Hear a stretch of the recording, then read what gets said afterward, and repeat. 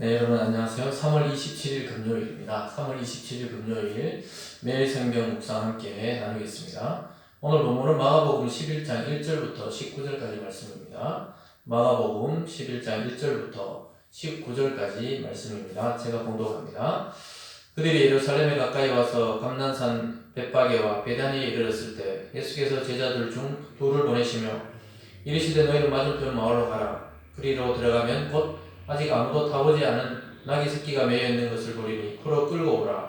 만일 누가 너에게 왜 이렇게 하느냐 묻거든 주가 쓰시겠다 하라. 그리하면 즉시 이리로 보내리라 하시니 제자들이 가서 본즉 나귀 새끼가 문 앞 거리에 매여 있는지라. 그것을 보니 거기 서 있는 사람 중 어떤 이들이 이르되 나귀 새끼를 풀어 무엇 하려느냐 하매 제자들이 예수께서 이르신 대로 말하되 이에 허락하는지라. 나귀 새끼를 예수께로 끌고 와서 자기들의 겉옷을 그 위에 얹어 놓으매 예수께서 타시니 많은 사람들은 자기들의 겉옷을 또 다른 이들은 들에서 벤 나무가지를 길에 펴며 앞에서 가고 뒤에서 따르는 자들이 소리 지르되 호산나 찬송하리로다. 주의 이름으로 오시는 이여 찬송하리로다.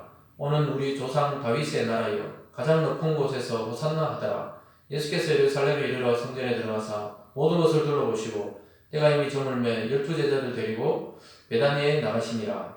15절부터 19절까지 또 읽겠습니다. 그들이 예루살렘에 들어가니라. 예수께서 성전에 들어가사 성전 안에서 매매하는 자들을 내쫓으시며 돈 바꾸는 자들의 상과 비둘기 파는 자들의 의자를 둘러보시며 아무나 물건을 가지고 성전 안으로 지나다님을 허락하지 아니하시고 이에 가르쳐 이르시되 기록된 바 내 집은 만민이 기도하는 집이라 칭함을 받으리라 하지 아니하였느냐. 너희는 강도의 소굴을 만들었도다 하시매 대제사장들과 서기관들이 듣고 예수를 어떻게 죽일까 하고 꾀하니 이는 무리가 다 그의 교훈을 놀랍게 여김으로 그를 두려워함이로라. 그리고 날이 저물매 그들이 성 밖으로 나가더라. 아멘. 오늘 말씀은 예루살렘 입성에 대한 말씀이고요. 또 중간에 읽지는 않았지만 12절부터 보면 무화과나무를 저주한 열매 없고 잎만 무성한 무화과나무를 저주하는 장면, 또 마지막에는 성전을 정화시키는, 그러니까 하나님의 성전을 장사꾼들로 뒤덮은 거기 가서 예수님이 상을 뒤엎고 돈 바꾸는 자들을 내쫓는 모습이 나옵니다. 여러분, 이런 본문을 중심으로 예수의 종교, 성전의 종교, 예수의 종교, 성전의 종교라는 제목으로 하나님의 말씀을 증거하겠습니다. 예수님과 이 성전 종교라는 것은 유대인들이 믿던 그 성전, 또 그 의식이 얼마나 종교적으로 변하고 또 얼마나 인간 중심적으로 변했는지를 오늘 장면이 보여주고 있습니다. 오늘 첫 번째는 예수님께서 겸손과 평화의 왕으로 나타나셨다는 사실을 보여주고 있습니다. 오늘 길게 서술되어 있지만 짧게 말씀드리면 예수님께서 나귀를 타고 예루살렘에 입성, 왕으로서 이제 영적으로 보면 왕으로 성에 들어가는 장면입니다. 근데 예수님께서는 군마나 병거를 타지 않으시고 아주 어린 그 나귀의 그것도 새끼를 타고 가셨어요. 그 나귀 새끼는 너무 낮기 때문에 예수님이 올라타면 발이 데일 수도 있었습니다. 그래서 사람들 볼 때는 굉장히 볼품없이 왕이 입성하듯이 그렇게 입성하는데요. 이것은 겸손의 왕과 평화의 왕으로 오신 예수님을 상징하는 구약의 예언을 그대로 이루시려고 나귀의 새끼를 타고 예루살렘에 입성하셨던 것입니다. 세상의 왕들과 전혀 다른 왕이신 예수 그리스도의 모습을 보여주고 있습니다. 예수님은 겸손과 평화와 희생의 왕으로 이 땅에 오셨음을 나귀 새끼를 타고 예루살렘에 입성하는 장면을 통해 보게 됩니다. 이러한 예수님을 보고 사람들은 호산나 하면서 이렇게 하나님을 찬양합니다. 하나님을 찬양하는 영광의 찬송을 예수님께 돌려드립니다. 그러나 머지않아 이들은 예수님을 그 영광의 왕으로 오시고 찬양을 했지만 그들은 머지않아 십자가에 못 박으라고 외치는 무리로 변하게 됩니다. 여러분, 인간적으로 예수 그리스도를 보면 바로 이렇습니다.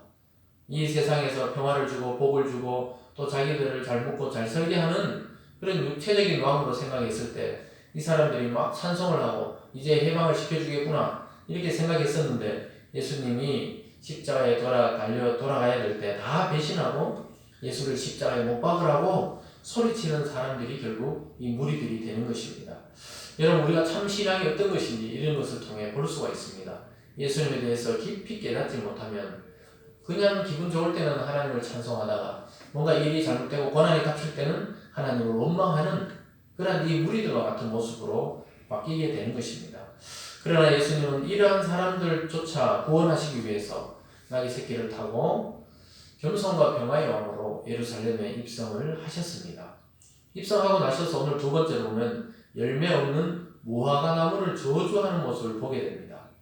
원래 무화과는 그 지역에서 굉장히 신선하고 또 달콤한 그런 과일이었습니다.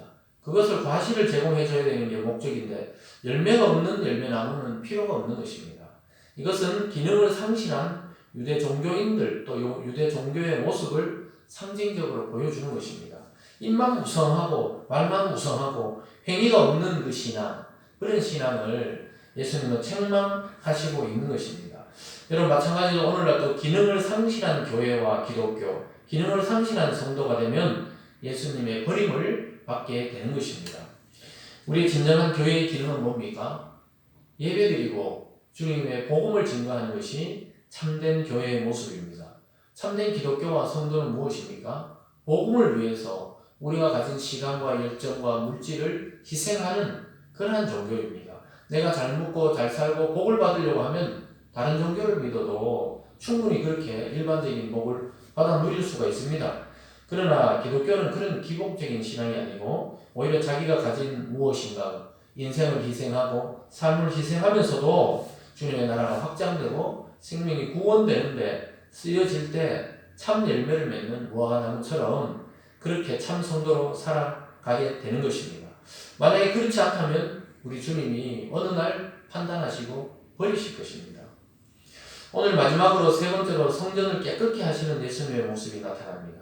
이 성전은 원래 하나님께 예배드리는 곳이었습니다. 그러나 그 땅의 성전의 현실은 장사치들과 또 강도의 소굴로 변했다고 그랬어요. 성전에 제사 드리고 온 사람들에게 비싼 값을 들고 재물을 팔고 이랬던 것입니다.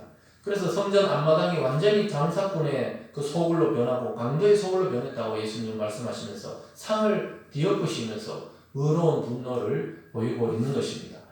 여러분 교회도 마찬가지입니다. 교회에 장사의 원리가 들어오면 안 되고요. 교회에 그 상업적인 논리가 들어오면 안 됩니다. 교회는 말씀이 통치하는 곳이 되어야 정확한 영적 성전이 되는 것입니다.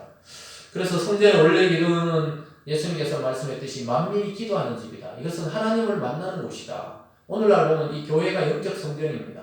교회의 기능은 하나님께 나와 예배드리고 기도하고 하나님과 교제를 하는 그런 거룩한 곳이라는 것을 기억할 필요가 있습니다. 또한 여러분이 계시는 곳에서 말씀을 묵상하고 기도하고 예배드릴 때 그것이 바로 하나님이 임재하는 영적 성전이 되는 것입니다. 그럴 때 종교 지도자의 반응은 무엇이었습니까? 예수님이 원래 기능을 회복하려고 할 때 돕고 개혁하고 그렇게 나아가야 되는데 기득권을 가졌던 이 지도자들은 예수님을 죽이려고 모의를 하는 것입니다.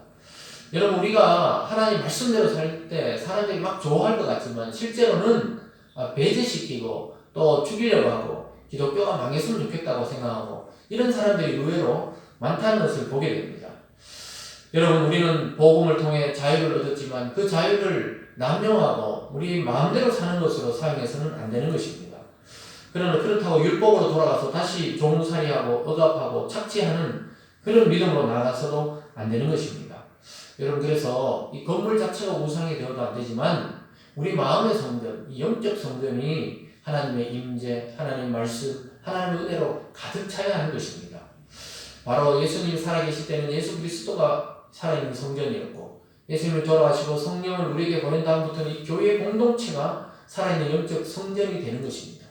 그래서 지금 우리가 예배가 폐해져 있는 것은 굉장히 위험한 상황입니다. 우리는 빨리 이것이 회복되도록 기도해야 되고 예배로 모일 수 있는 환경과 여건과 또 이런 모든 질병이 떠나가도록 기도해야 되는 이유는 바로 우리 욕심 때문이 아니라 영적 성전인 이 교회의 공동체가 이 힘을 발휘하기 위해서는 다시 모이고 기도할 때 하나님 거기서 다시 복을 주시고 치유를 주시고 회복과 구원을 주시기 때문입니다. 그래서 건물이 중요한 것은 아니지만 우리가 모인다는 것은 굉장히 중요한 의미가 있습니다. 여러분 하루빨리 이 모든 것이 회복되고 함께 모여 기도하고 영적 성전의 기능을 회복할 수 있도록 기도하면서 오늘 하루를 살아가시고 또 매일매일을 그런 사모하는 마음으로 살아가시길 주님의 이름으로 축원드립니다. 기도하겠습니다. 사랑의 하나님 아버지 감사합니다. 오늘 예수 그리스도의 종교와 성전의 종교가 참으로 비교되고 있습니다. 예수 그리스도를 중심으로 그 살아있는 말씀을 따르는 자들과 건물인 성전을 따르는 자들의 충돌이 생기게 된 것을 보게 됩니다. 하나님 이 땅의 교회들이 잘 생각하게 도와주시고 위대한 건물과 위대한 빌딩을 짓는 것이 중요한 것이 아니라 영적 성전인 이 교회, 영적 성전인 공동체를 짓는데 집중하는 저희들이 되게 도와주시옵소서. 하나님 우리 햇살교회 가운데도 하나님의 빛을 비춰주시고 또 이 땅의 교회들 가운데도 빠르게 예배가 회복되게 도와주셔서 영적 성전의 기능을 잘 감당하는 우리 한국 교회들과 또 대구의 교회들과 우리 교회가 될 수 있도록 주님 복 내려 주시옵소서. 수많은 자들이 와서 치유받고 회복되고 구원받는 참 성전, 참 영적 성전의 기능을 회복하는 그런 교회와 성도 될 수 있도록 주님 복 내려 주시옵소서. 오늘 하루도 마음이 힘든 자에게 힘을 주시고 재정이 필요한 자에게 물질을 공급하여 주시고 또 치유가 필요한 자에게 회복시켜 주셔서 여전히 우리의 하나님이심을 고백하는 살아있는 하루가 될 수 있도록 주님 도와 주시옵소서. 감사드리며 예수님 이름으로 기도드리옵나이다. 아멘.